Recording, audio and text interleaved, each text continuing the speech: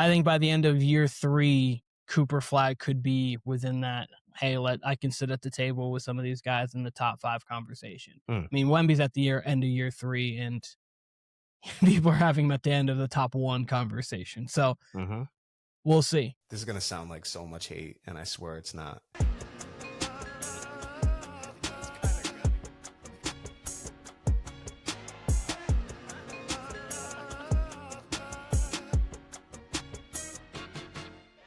Welcome to the Warner Brothas Podcast. My name is Keenan, joined by my brother Kyle. It's the close of the NBA season. When this will be viewed, the NBA regular season will be finally finished, and we are going to be on to the main course of the NBA. How are you? I'm great, Keenan. I'm great. Final day of the season. Very weird schedule. We had talked about how they put every team on the schedule today. Yes. But I thought it's very interesting. They've got all the Eastern Conference teams playing at 6 p.m. Those games are coming to a close right about now. Minus the Bulls. The way it crosses over, there's one Eastern team left over. So the Bulls are playing the Mavs, and then it's all the Western Conference teams playing at 8:30. Again, weird setup. It's not the NFL, so I don't really get what this is about. But I messaged you about this, Keenan. What kind of kills me, there's never a guarantee when you make the schedule what the standings will be, what the importance of these games will be. And the NBA puts Nuggets for Spurs on the last game of the year. I believe when you're in conference, you play each other 4 times, correct? Yes. I think it's 4 times. I think with the division, maybe it's even more. Yes. So you essentially only give us 3 real games of the matchup everyone wants to see as far as Wemby versus Jokic. And the 4th game, you bury it on the end of the last game of the season. So I don't understand what Adam Silver and his henchmen think. Like, I just don't understand it. This seems like basic stuff for me. That was an extended intro, but I'm doing well. But that annoys the hell out of me. No, it's fair. I mean, obviously, we know these are also the things that we could probably, I guess, because you could have had a game where it's like, oh, this is for the 3 seed. So like early on in the season, you're like, oh, ending of the season. But I don't know.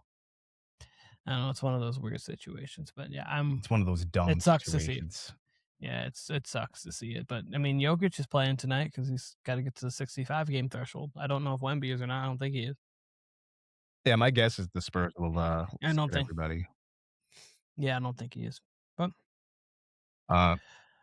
before we start, Keenan, congrats to you. I just found out before we recorded, you and your now wife are officially married. Yes, we are. Somewhat, is it fair to say you guys eloped, but not really, because you guys were engaged prior. Yeah. But to my knowledge, you guys were getting married, in the future, but you guys got married on March 23rd. Yes. So we are officially married, but we're planning on having a big ceremony so we kind of like a celebration with friends and everybody. You may or may not be invited to the wedding. I don't know yet. Okay, all right. Cool. Yeah, we'll see. I might slide you a back right hand corner invitation, but other than that, well, I appreciate it. Thank you very much. It's been good. We now homeowners. I'm a husband. It's grown up. Did she take your last name? Is it a hyphenated last name? What we got going on here?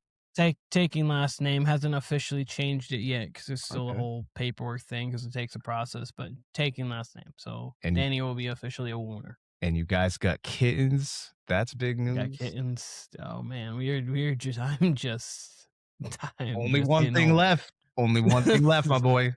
Only one thing left. Yeah. Big congrats. Big congrats. I appreciate that. So it is, as Keenan said, last day of the year. Due to Keenan's schedule, we're actually doing our awards a little early, which is better. Like, this is actually the correct time to do it. Last day of the year. NBA awards. This is going to be a 2-part podcast, by the way. We got our regular mainstream NBA awards. And then we got, if you remember from last year, we unveiled our first annual WBP awards, which are kind of just like miscellaneous, they're fun ones. Yeah, they're like kind of superlatives almost. They're superlatives for the 2026 NBA season, and we had a lot of fun with it. Last year was me, you, and Brandon actually who did it. This year it's just us. This is the first time in a little while we've done, I think, just us for awards. It's probably been at least 3 or 4 years. I feel like Brandon's been involved. So this is very much Brandon, an and a OG. while back, Camden, I believe, was involved for award into a playoff preview. Camden did for sure, which we might be able to have Camden on Friday. He said he might be available. If not, during the playoffs for sure. Oh, 100%. We'll Camden will be showed on camera over the next month and a half. So showed on camera. He'll be a face we see over the next month and a half, 2 months. But he will make his much anticipated return. Yes. But I mean, let's get right into these awards. We've obviously got 7 main ones. We didn't do Executive of the Year. Sorry for the people who felt like we needed Executive of the Year, but we decided against that. I mean, hey, I'd rather do that than goddamn clutch player of the year, but you know. Hey, I was sure, but we're gonna start with clutch player because it's the award that it's been there 4 or 5 years now, and I think De'Aaron Fox has won, Steph has won, I think Ant may have won, or Luka's won. I don't know. I could pull it up for you if you really want to know. I could give you the past winner. I think De'Aaron Fox and Steph I know have won the award, and I want to say either Ant or Luka or both have won the award. I think it's been 4 or 5 years now of this award. So there's only been 3. Only 3. Okay, so this is 4th. De'Aaron Fox won it. Steph did win it, and I'm really not sure how Steph won it that year because they were like a play-in team. So I don't really.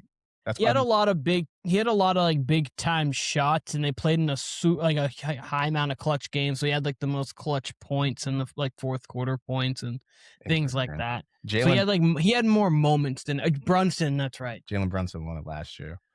Brunson won it. That's right. But yeah, Steph won it because of moments more so than his team, like a lot of team success, because they were above 500 in the clutch, but they weren't like the best clutch team record wise in the league. They just played in more than pretty much anybody, and he had moments. That's interesting. You questioned it at the time, like when we were going through the awards and he won it. You said, "Don't really know how Steph won it, but hey, we'll take it." You questioned it at the time, and 2 years later, you were questioning it again. Sounds about right. It's fair. Sounds about right. It's a fair question. Sounds about right.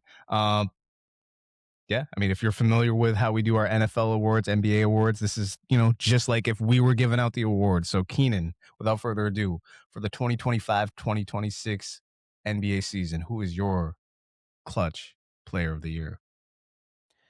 Mine is probably who's going to win the award, and this isn't why, but Shai Gilgeous-Alexander. I think game winner against the Nuggets, game winner against the Celtics. He was so efficient down the stretch. Mm-hmm. He's a guy whose name over the next 2 parts, I should say, will be coming up again for certain things. We'll see for what.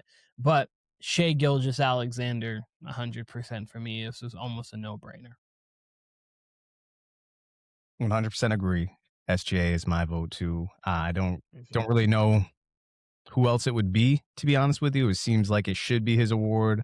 Not only, I mean, let's be real. There's a lot of times this team's just up big in the 4th, but when they're not and it's money time, hey man, SGA is about as safe a bet.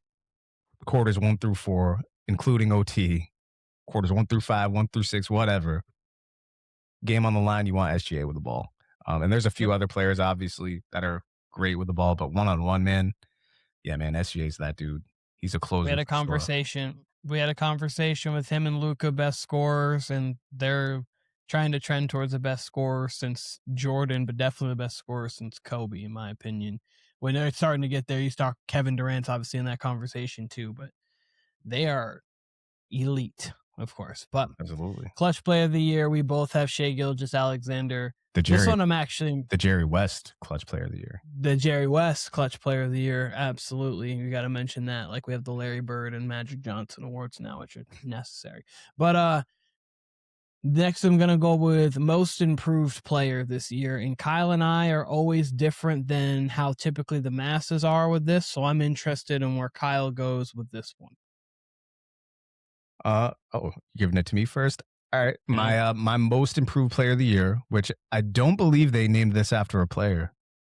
I know they renamed all of them. Like, I think MVP's MJ or Bill Russell. We'll get to it when we get to MVP, but I know defensive player is Hakeem. But my most improved player for 2026, 2025, 2026 is Nickeil Alexander-Walker.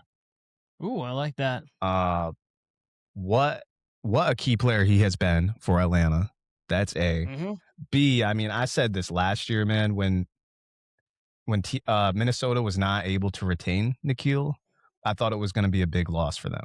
Yes. I think, as I mentioned last podcast, it is and it isn't. He was such a luxury. It isn't a big loss because they still got Dante DiVincenzo, who can do a lot of the same things. It is a big loss, though, because that dude is a gamer. He shows up big in the playoffs. My God, I've said this so many times, but it seemed like the last 3 years in the playoffs for them, him and Jaden McDaniels with the headband looked very similar. And it just seemed like anytime they got the ball in the corner that they were making any three at home, especially. Yes. Like, those two are insane together with Ant on defense. Atlanta gets them. They've got a pretty good defensive team. They've got someone like Dyson Daniels, who's a pit bull on defense. And Nickeil just brought it. And Nickeil just continued to elevate his game. 3-point shooting, just on both ends, offense and defense. He has been such a major player. I could give you his numbers here in a sec, Keenan. Let me pull it up. But in general, man, I just love how his game has progressed. Atlanta's got a great one. That's someone who I think they just should flat out hold on to for years to come. I think he's one of those guys, maybe not so much like Draymond Green, but he's one of those role players that are just untouchable to me for certain teams. Yeah. He's such a perfect glue guy. All right, so he's at 20 points a game, damn near 21 points a game, 4 assists, if I'm rounding up, and 3 rebounds. And that's up from 9 points a game with Minnesota. Obviously, his minutes have increased. So I don't love that. I mean, they've only gone up 8. For them to go up only 8 minutes and for him to increase his points per game by basically 11 points, yeah, I think that's worthy. Yeah. I love what he's done, obviously, with the Atlanta Hawks, but more importantly, I cannot wait to see what he does in the postseason because I have such respect for him as a postseason player. I agree. For my award isn't going to this, but I think are going to him.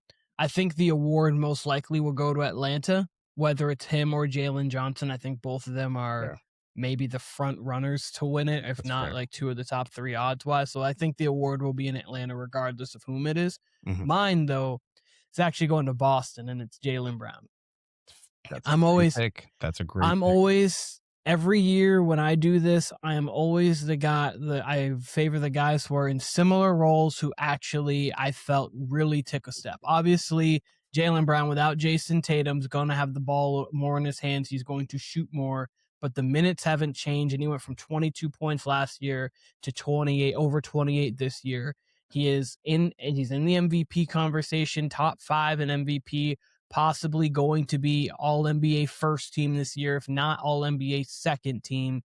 He went from a guy who was top 20 player, probably, depending on who you talk to. Some people might have him at the 21, 22-ish range. Some people might have him as high as 14 to 15, to a guy who is creeping easily in the top, like roughly around the top 10. Like, he's got to be like, so Jaylen Brown to me has taken the biggest leap this year, but like guys like Nickeil Alexander-Walker, I think Stephon Castle's taken a leap this year when you just watch him play. Jalen Johnson, there's so many guys out there that take leaps every single year. Denny Advia, I mean, not forget him. Denny has been amazing this season.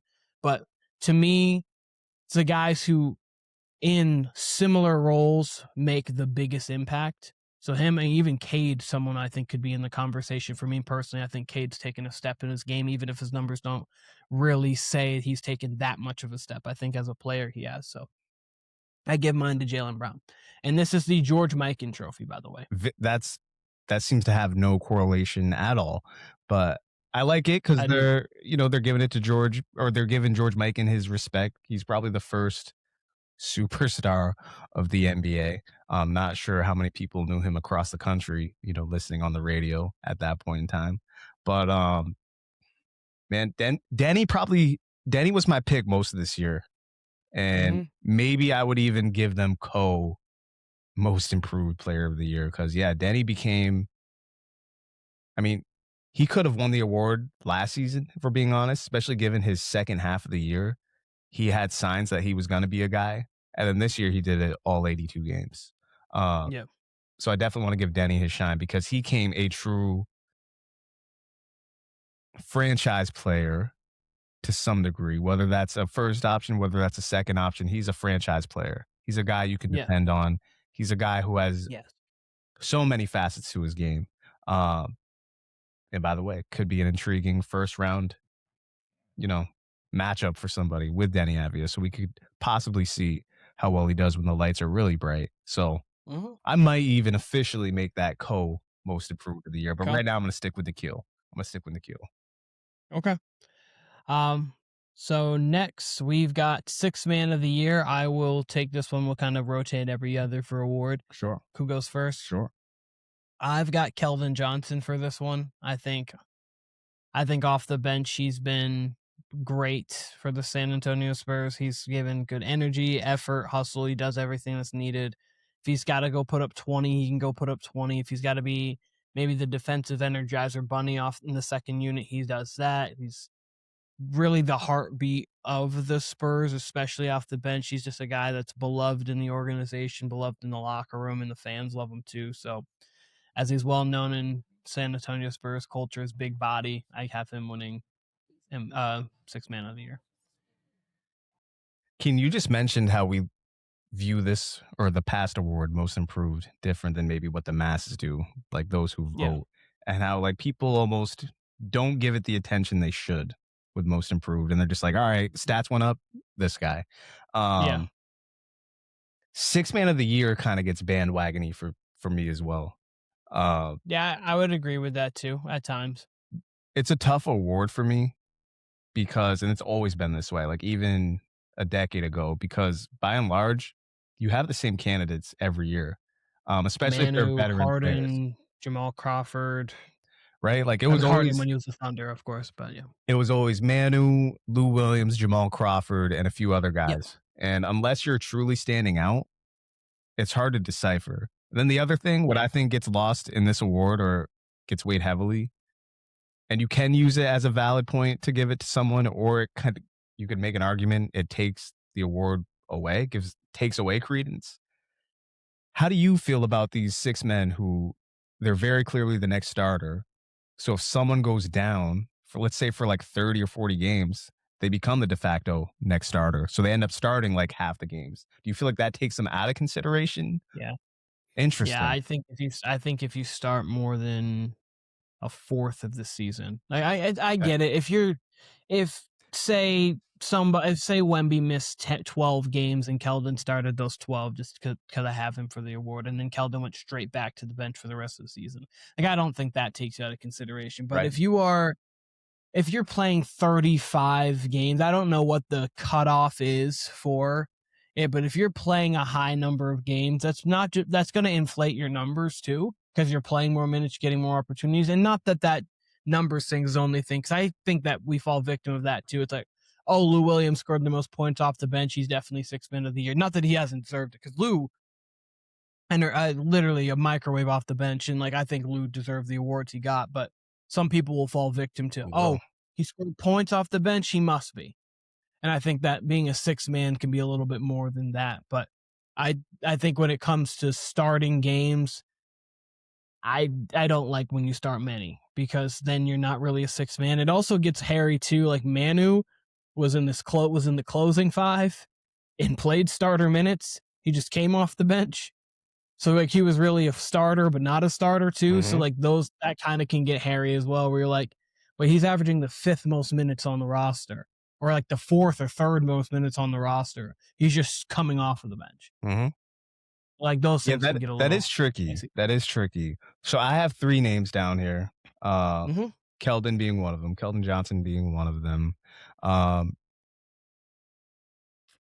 Look, it looks like Keldon's gonna win the award. You just picked him. I think he's probably He's going the odds-on favorite. But the reason why I don't like that necessarily, Keenan, I got Jaime Jaquez down 2, and I got Naz Reid down 2. I like that. And Naz is always going to be in this conversation. If you go per 36, these guys are all around the same points per game, just in general, and then especially if you go per 36. Jaime's probably got the best all-around numbers. He probably does the most. And Naz Reid, I mean, he's just a special player in his own right. You don't have very many 6'11" guys with guard skills who play mostly from the perimeter, but can also rebound and move their feet. Yeah. So I have no problem with any one of these 3 winning it. That's why I don't really understand why Keldon's the odds-on favorite, other than, obviously the Spurs record being what it is. But I feel like their record is the way it is more because of Wemby than it is Keldon. And they've got a deep bench anyway. You know what I mean? With Dylan Harper and, the vets they have coming off the bench. Luke Cornett, Harrison Barnes has moved to the bench as well. So no, Spurs go 10 deep or 9 to 10 deep. So I have no problem with anyone giving it to Keldon at all. I'm just wondering why his odds are so high when Jaime and Naz, their stats are right there. They're all very similar stats.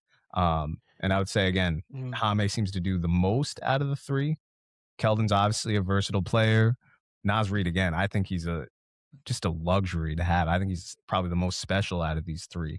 So I would agree. I'm leaving that in the air right now. Maybe by the end of this podcast, I'll give you an official pick. Maybe I'll just co-sign you with Keldon there. But to me, I can't really give it to anyone over the other for those 3. I think with some awards, they get decided early and then they get kept early. I think when the Spurs were on their run, Keldon was playing his best basketball of the season. They were nationally televised a lot during that middle stretch of the season. Not that he doesn't deserve it, but I think that he kind of got ahead then, and then he hasn't done anything terrible to fall him back. Here's another notch for him. If he does play tonight, all 82.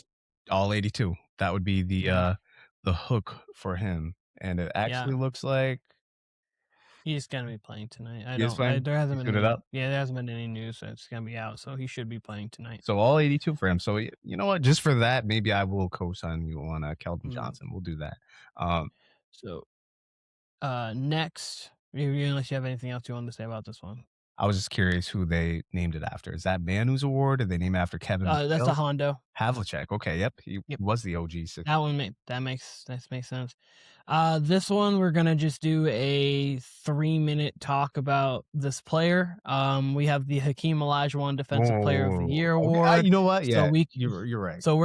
So we're just going to talk about this player for a few minutes and maybe give any honorable mentions if you want. The floor is yours.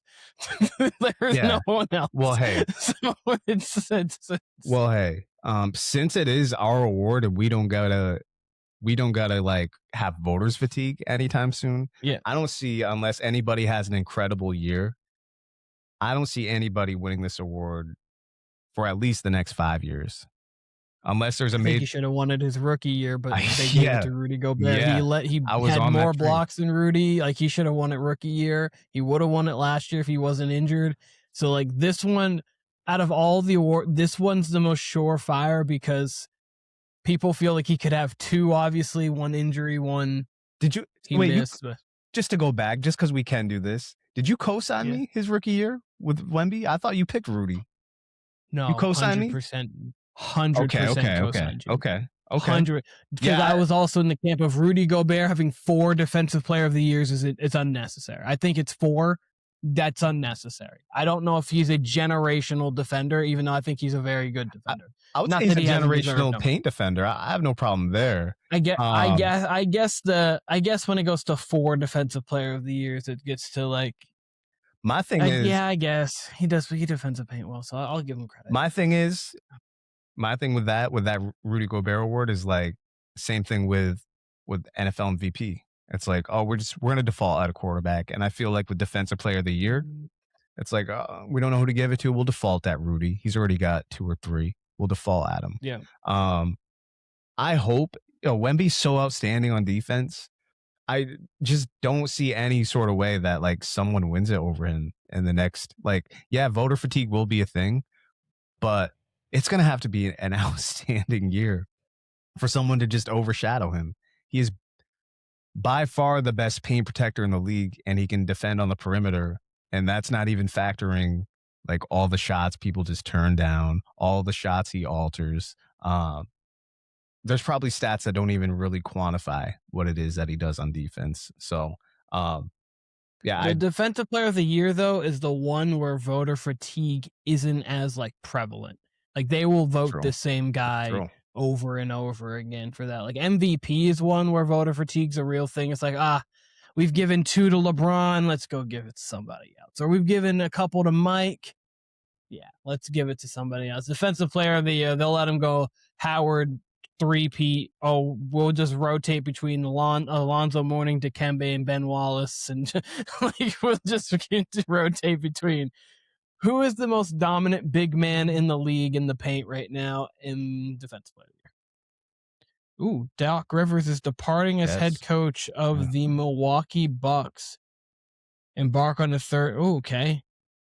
So, what does that mean? I mean, that means, is that the last game we see Doc Rivers ever coach? I think so. He basically alluded to that the other day. He said he wants to spend time with his grandchildren. Doc, Hall of Famer this year. I mean, this would be the perfect year to stop. You get into the Hall of Fame. You're not going anywhere. You're a champion. You people are going to have your lows about you, the blown 3-1s and 3-2s. People are also going to have your highs. Obviously, you've been coach of great players, had some great success. So if this is the end for Doc Rivers, shout out to you. You have a TV career waiting for you that you've already dabbled in already. So have fun. And congratulations on being a Hall of Famer. Yeah, real quick. I feel bad for Doc because all I see is him getting trashed by people. And I get it. I do get it. He's not exactly Eric Spoelstra or Greg Popovich when it comes to X's and O's, but he did win a ring. Yes, it was with KG, Paul, and Ray, but like he got the most out of them on their first season, in their first season together. And they probably go back to back or would have been, favorites to go back to back in the year that, Kobe won against the Magic. Kobe and the Lakers won against the Magic. KG gets injured. They were off to a incredible historic start that year. So yeah, I get it. Doc and has. And then they lose because Kendrick Perkins gets probably. I mean, they don't only because of that, but KP going down for Game 7. Game 7 in definitely hurt because Powell played great. Meta played great in that game because Kobe was ice cold. Yeah, it absolutely was. One of the worst Kobe games of like his finals career in that Game 7. That's true. So between Meta and Powell, they were able to pull him out. Yeah, so I shouldn't say I feel bad for him because, hey, he's coached plenty of teams, played in the NBA. He's got an amazing life. He probably doesn't give a fuck what people say about him. But do I think it's burned to the ground or ran into the ground, I should say, the narrative that he's like the worst big game coach? Yeah, a little bit. You gotta do a lot just to get to those moments, right? And ultimately, it's on the players. Does he make adjustments? Well, maybe not. But man, I don't want to hear people talk about how much he choked with the Clippers. When I was there, everybody fucking hated those Clipper teams. No one was pulling for them. No one thought they were the favorites ever. So yeah, he still choked that game away. The Clippers, especially against Josh Smith and them with Harden on the bench. It's Ty Lue in that conversation now of like the biggest chokers too, because he gave one away with the Clippers after winning a ring. Like, exactly. No one has Ty Lue in that conversation. And, so I mean, I know he's done it multiple times. Like it started with Orlando. I get Doc's done it multiple times. But the one with Orlando, he had only T-Mac. Like that was T-Mac and a bunch of role players. And I think it was a 1-8 matchup too. I think they were the 8. So I mean, it just, it seemed to really steamroll the last few years here. And I don't really understand it. And I get it. But I mean, he really is great on TV and great on podcasts. So I can't wait for that.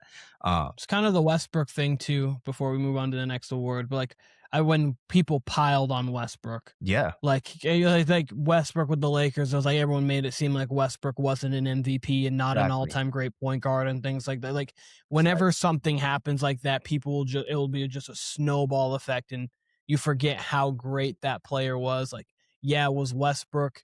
Did Westbrook sometimes feel like he was a little bit better and didn't fit into a role perfectly? Sure. But when you put Westbrook on a bad Wizards team, could he drag that Wizards team to being close to a 500 team? He could. So, like, it's just Westbrook wasn't that all-time playoff performer kind of guy, but all-time kind of great guard. So people do the same thing with Westbrook. When they hate somebody, it just rolls and snowballs.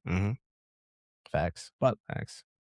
Yeah, Wemby Defensive Player of the Year, zero argument. Hopefully Cooper Flagg or somebody can try to take the mantle from him. Wemby was like, yeah, if someone else could, maybe Stephon Castle. So it'll be Cooper Flagg. Cooper Flagg or one of the Thompson twins would be like my bet, or Dyson Daniels, someone like that.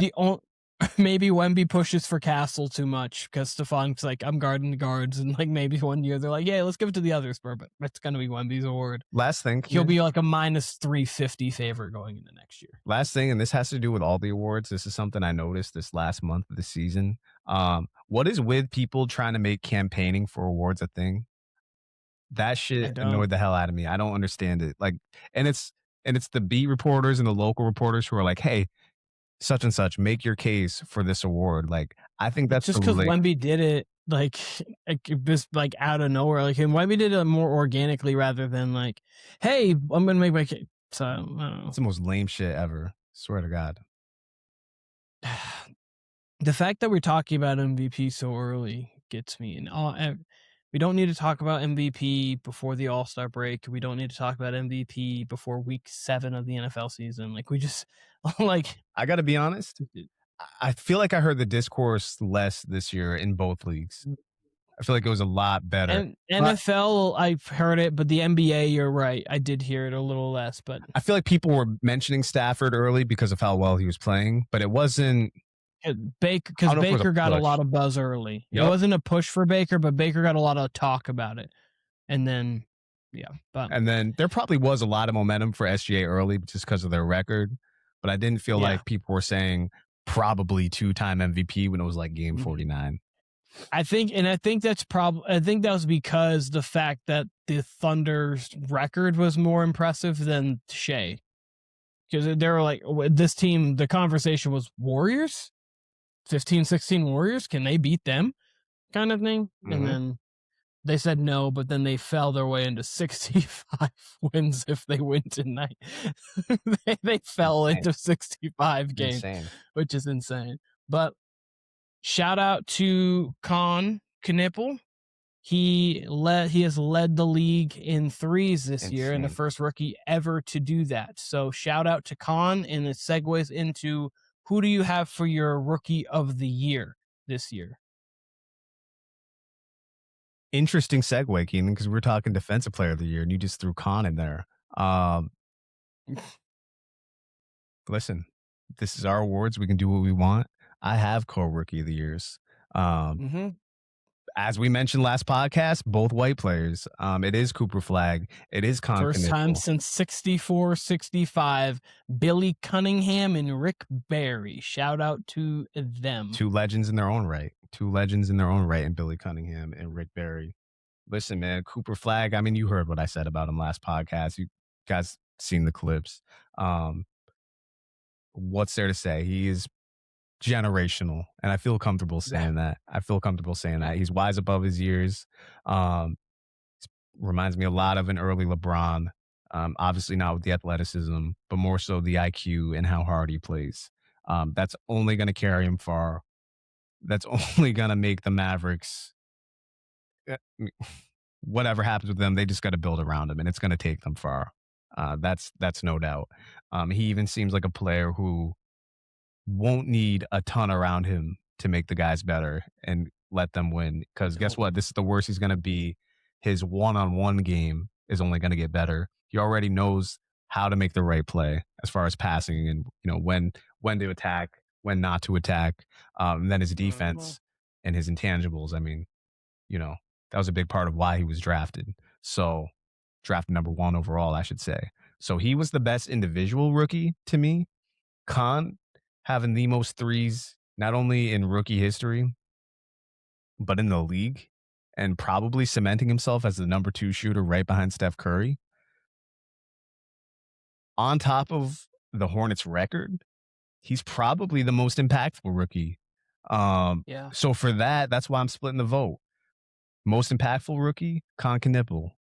Best rookie overall, best player in the class overall, it's probably Cooper Flagg. But I think I would have no problem if in real life, the NBA gave them each this award, the co-rookie of the year, rookie of the year award.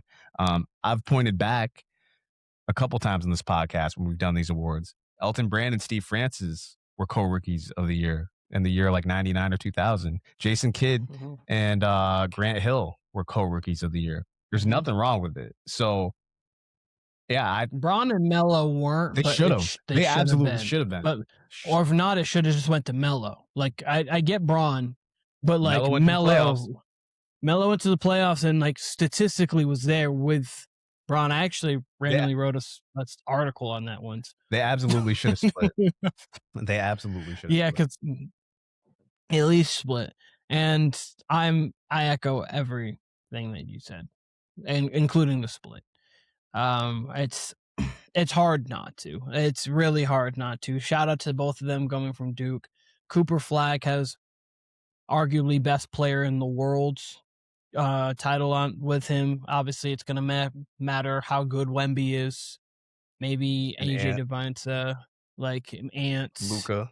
How long Jokic. I mean, obviously, he'll be past Jokic, HDA. So it'll matter about all these guys, but he'll be within the class. Like, he'll sit at that table and sooner rather than later. Like, by the end of year 3, I could see him sitting at that table for, like, we can have the conversation. By year 3? Over here, by the end of year 3, I think he could be maybe not the best, but he could be within the top 5 conversation by the end of year 3. 100%. That's a deep pool. That's a deep pool. That is a deep pool, but 28, 7, and 5 over his last 10 games is what he's doing on a bad team against some, like, within that. They played Denver, they played Minnesota, they played the Clippers, they played Phoenix. Like, they've played some teams. They played the Spurs, so they played some teams for that. He's 28, 7, and 5 over the last 10 games with a lot of just replacement level players and then a couple role players. But gotta have the. I think it's tough, but top, 100%. And that's where you build the team around him and see what he can do. But I think by the end of year 3, Cooper Flagg could be within that. Hey, I can sit at the table with some of these guys in the top 5 conversation. I mean, Wemby's at the end of year 3, and people are having him at the end of the top 1 conversation. So we'll see. Not that he's Wemby, but he's generational. And then Con, you could get Klay Thompson kind of guy out of that, a Hall of Fame like that. God, like, but he can play make a little better than Klay. He's already averaging 3.5 assists in his rookie year. So, so I echo everything you said. I co-rookie of the year, and I hope that it is that, because they both deserve it. I think Flagg will ultimately get it. I think it'll be a close vote. I don't think they'll go co, but I think it'll be a close vote that Cooper ends up winning. I think it makes, in the history of the league, it's going to make more sense if you see Cooper Flagg's name there, because I think of the pantheon kind of player that he's going to be comparatively to Con. But I think for what it should be is, I think it should be both. The same way I thought Melo and Bron should be both, but it makes sense to look in the pantheon of greats and see, LeBron won Rookie of the Year. Makes sense. Even though Melo, Hall of Famer, all-time great, would make sense if he won Rookie of the Year too. So, kind of thing. I love Knievel's game. I don't think He's a winner. I don't think I've enjoyed a young two guard this much, other than like Devin Booker. I bought stock immediately his rookie year. I mean, I liked him at Kentucky, but once I saw him get run and what he could play make, you remember, I said then when he was 19, I'm like, 5 years, he's going to be the best two guard in the league. I don't know about that with Con. I don't know about best two guard, but I cannot believe how polished. To me, I cannot believe how polished he is, and he's got like perfect form. I mean, he's everything JJ Redick was supposed to be coming out of Duke. Yeah, that 100%. Like, and when I say that to the younger fans, like, that might seem crazy because he was a great role player. JJ was, but JJ was a lottery pick who was like this is what they thought. Maybe not He was an playmaking. all-time like kind of level college. Like he was a great college player. Absolutely. Great. Absolutely. And Con, I mean, come on. I don't watch college anymore, but I absolutely hate Duke.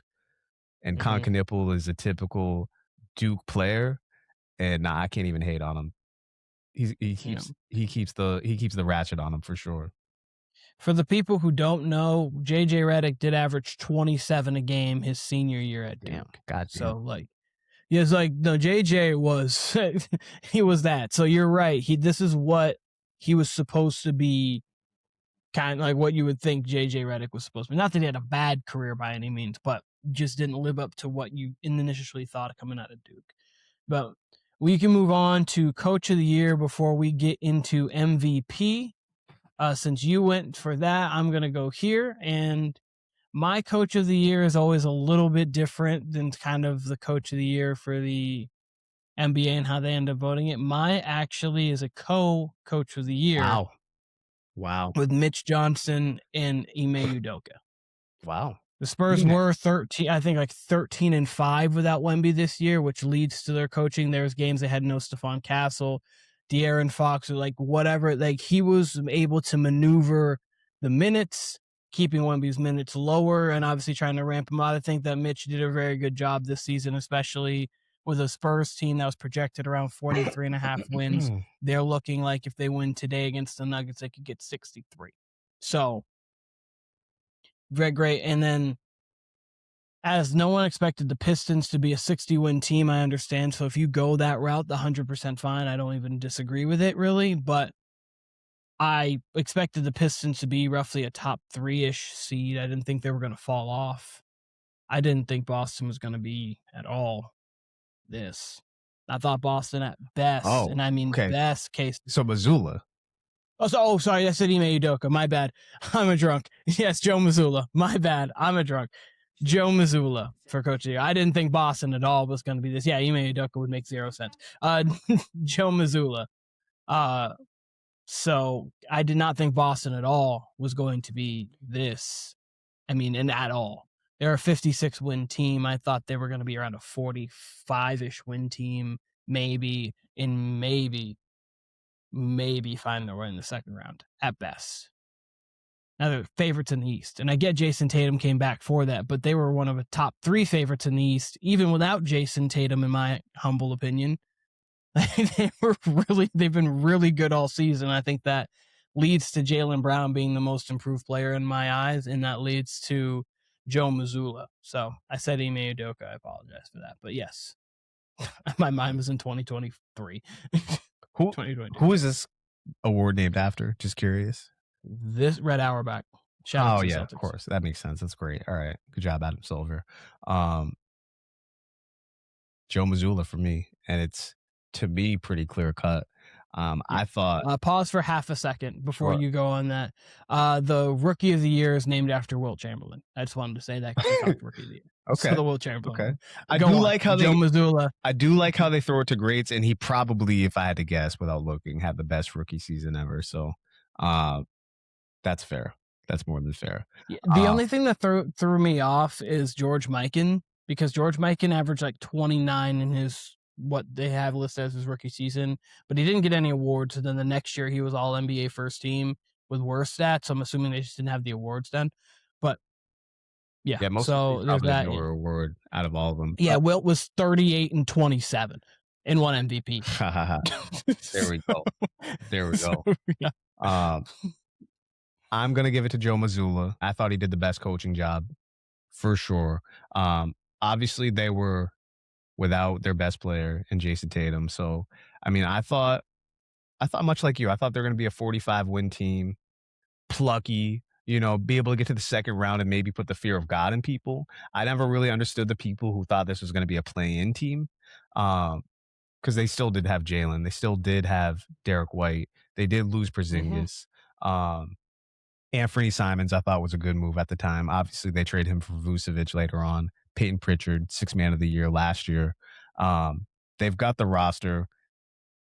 But, man, how he got those wings off the bench to just be dialed in. Baylor Shireman, Hugo Gonzalez. And just, did you see what Shireman put up today?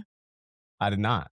He's been playing great down the stretch. What do you have? Against an Orlando Magic team that needed the win to try to be in the play-in, he put up a smooth, cool 30.7 rebounds and 7 assists.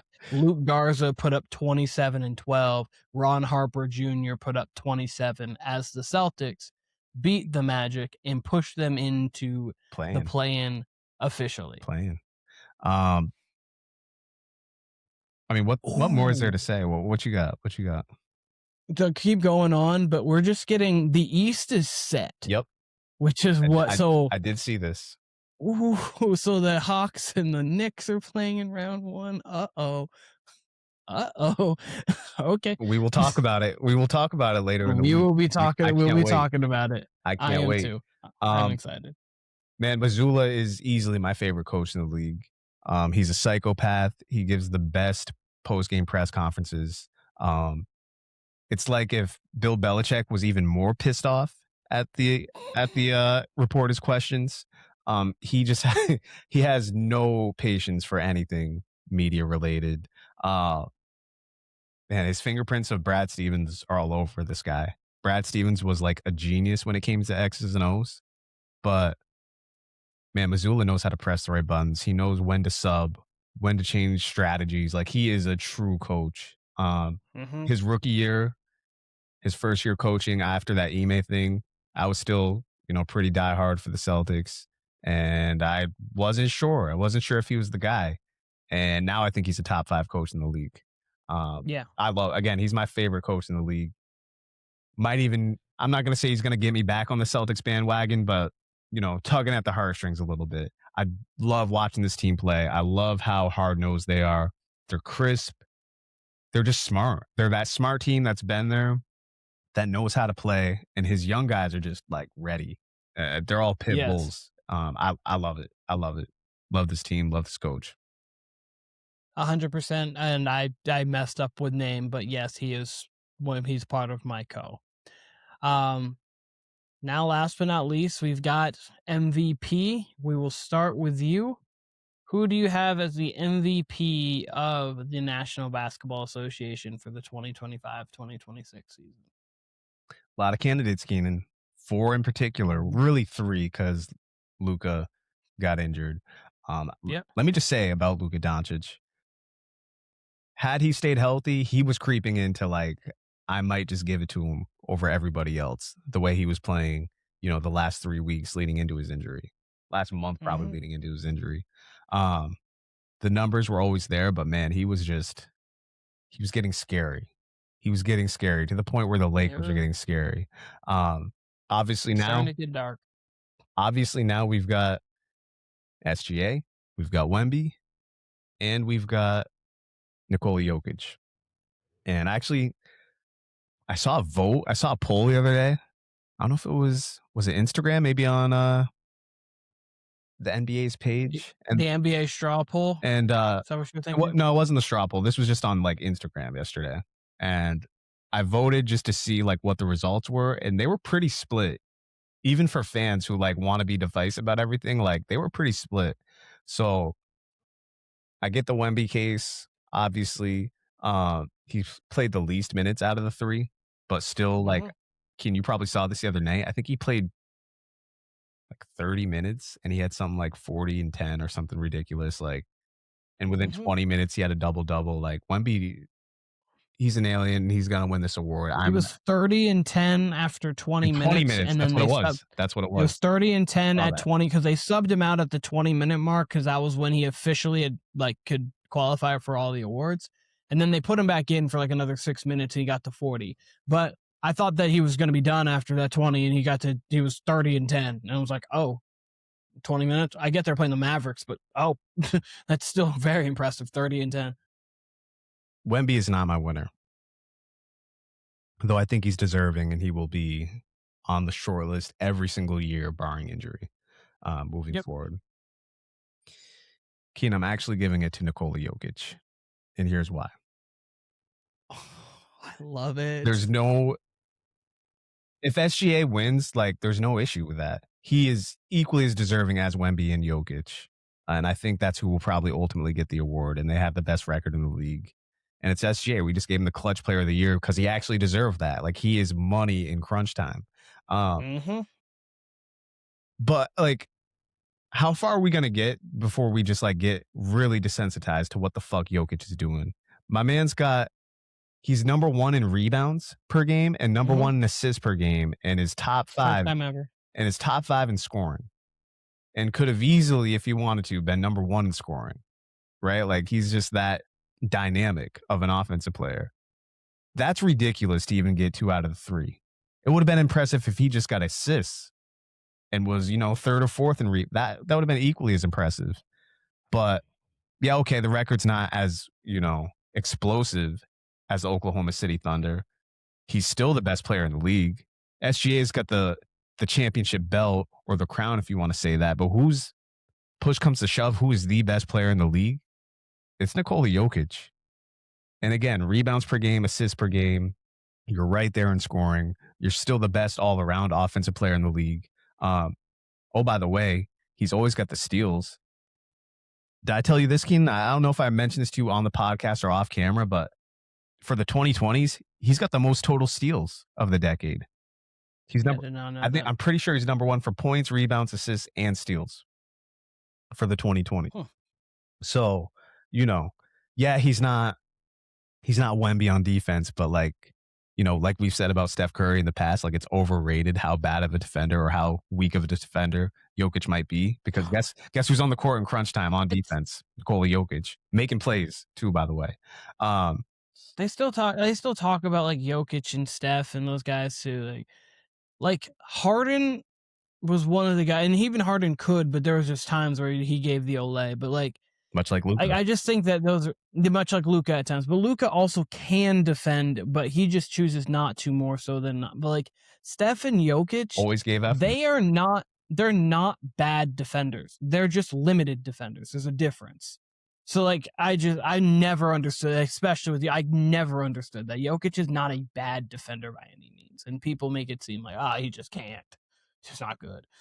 I have no problem if and when SGA wins this award, but I do think it's going to be crazy. Like, in 10 years, when we look back at the 2026 NBA season and the 2025 NBA season, see what Jokic did. Because, by the way, I didn't even say this because it's so regular, Keenan. It's a triple-double. He averaged a triple-double this season. And we're just going to we gave one to Westbrook because he got above 10. And he just is easily getting a triple-double, averaging a triple-double. And we're just going to, SGA had more wins. I'm sorry. SGA's 100% deserving. Wemby's 100% deserving. But I don't see how, again, if it happens with SGA, I don't see how we can look each other all in the eyes as basketball fans and say, like, hey, come on, 25 and 26, Jokic wasn't the best player. Because he was. I thought he should have won it last year. And this year, it's just too undeniable for me. So, surprisingly, I think he had a better case last year than this year. And by that means it's by a hair. I thought he should have won it last year. I thought he was that good. Like, he should have won it last year. This year, I think Shea's been even better. And it makes, and he's had less because J-Dub has been out a lot. So like, yeah. I know Chet was out a lot last year too. So when it comes to that, I think Shea has even a better case this year. Go on. Real quick. Chet Holmgren, the one who said that he and SGA could outdo Shaq and Kobe. Keep going. Chet, you missed your rookie season because LeBron gave you a shoulder. Could you imagine what a 2000 Shaq would do to you? Listen, Shea and Kobe, sign me up for that. That's fun, offensively and defensively. I'm probably leaning Shea depending on what Kobe year you're giving me. And if you give me the late Kobe, then we can really have a conversation. But like early Kobe, yeah, but Chet, you're the odd man out there. You've got 3 all-time greats in you. Calm down. Anyways, I didn't hear him say that. That upset me a little bit, Shea or Chet. Calm down. But I think all of them have a case. I'm not going to give the 3-headed award for triplet MVPs, even though MVP. I would actually not be mad at it. I lean by a hair Wemby because this is more team stuff, but again, at the same time, I think his impact on the team. But then again, I've been wrestling with this because Jokic, he's done something historic. And then I'm like, well, Wemby's leading the league in net rating while not playing even 30 minutes a game. The Spurs are 20 plus wins better than what they should because of his greatness. And then I lean to Shea.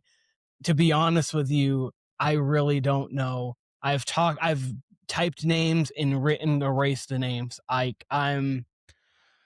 So you're kind of doing what I did with 6-man. You're like, you're okay with any one of the three. Yeah, you could. And if Luka was healthy for the remainder, you could have gave me all four of them and I would have zero argument. I have none. Keenan, I'm going to lie. Because I can give you the case for all three. I can make it 5-minute case for each of them. I hate that Luka got injured for playoff reasons. I'm almost glad he did just for this purpose right here, because he was playing well enough to where when he was healthy 2 or 3 weeks ago, it was complete. I was like, whoever. And again, I still kind of feel that way. I'm edging it to Jokic because, like, just look at the numbers. But Luka was closing in to me on the case for, to be in there with those guys. So I've been erasing. So I originally had Shea written down before this started. As we've been talking, and because foreshadowing a question that's going to be coming up in the Warner Brothas Podcast awards, it made me almost switch it. Okay. But I'm going to go with my original thought. I'm going to go with Shea. I think he deserves this one more than he did. I think he deserves this one more than he did last year. I would have given last year to Jokic, and I would give this one to Shea. He's been even more impressive to me. The efficient, 30 plus a game on 55% shooting from the floor, 39 from 3, 88 from the line. And I know he averaged more points last year, but he's done it in less minutes, more efficiently. He's been just special. And then not that he couldn't last year, but when the rubber met the road, in the tight games, it was, Nuggets go do this. Let me hit that step back fadeaway. When the rubber met the road? Road. Okay. I think it's my first time hearing that one, actually. Keep going. When the rubber meets the road. Sorry, but Shea. No, I'm gonna lean it to Shea. I'm going to lean it to Shea. And the battle that we just saw is what I've been wrestling with this whole time. You could convince me of all of them, and when I wake up tomorrow, I'll probably think it's Wemby. And then when I'm walking through the day, I'm gonna be like, well, Jokic just did something no one's ever done. Then I'll go to sleep and I'll be like, it's Shea. And then in my dream, I'll be like, man, what if Luka just stayed healthy? I'm just gonna go through this rotation.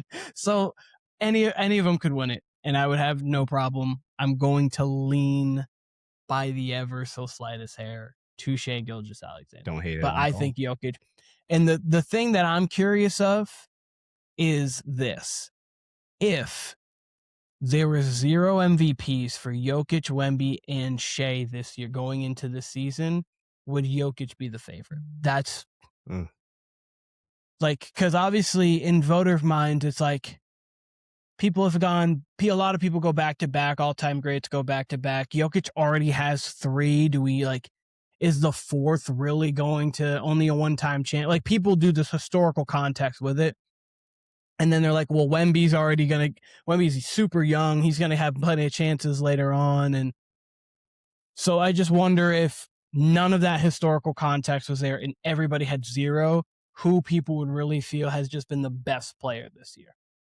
Some people value wins. Some people value wins over how good were you or how much did you elevate your roster. Some people value raw numbers. It's interesting. So, but that's the awards. Those are the awards. Let's run through real quick. MVP, obviously, as you just heard, I got Jokic. Keenan's got SGA. Coach of the year, I've got Joe Mazzulla. Keenan's got co-coach of the year with Mitch Johnson and Joe Mazzulla. We each have Wemby for defensive player of the year. Rookie of the year, we each have co-rookie of the year with Cooper Flagg and Con Knipple. 6-man of the year, we ultimately defaulted each on Keldon Johnson. Though I also threw in Naz Reid. There was almost a trio of Naz Reid, Jaime Jaquez, and Keldon Johnson for Sixth Man of the Year. Most improved player, I had Nickeil Alexander-Walker. Keenan had Jaylen Brown. Clutch player of the year, we each had SGA. And those are your official WBP. Almost said WNBA awards. WNBA. Almost said WMVP. Those are your official WBP NBA 2025-2026 awards ballots if we were to have one. So there you go. Yeah. We might have to have a WNBA awards. We might. We were supposed to last year. We did not get to it, but I would be more than down this year. I did talk about that. I did have a little separate thing where I did favor Asia over Nafisa. A lot of good stuff going on in the W right now. A lot of contracts here, like Jackie Young, $1.14 million on contract. It's sick to see them get like 1 year deals of $1 million because they all deserve it. Like the product's good enough for it. So sick to see. Keenan, any final words before we move on to part 2? No, that was my final thing, and we're going to have a WNBA talk on here because there's a lot of good stuff going on, but that's it. This was the Warner Brothas Podcast. This was Kyle and Keenan. We will be back for part 2. Catch us on YouTube, Spotify, Apple Podcasts. Catch us on TikTok, Instagram. Those are our main socials. We could give you our X, but there's no point because we haven't been active on there probably since 2017 or some shit. This podcast started in 2019, by the way. So we will be back for part 2. Enjoy this one. I think you might enjoy the next one a little more. It's a little more tailor-made. Peace out.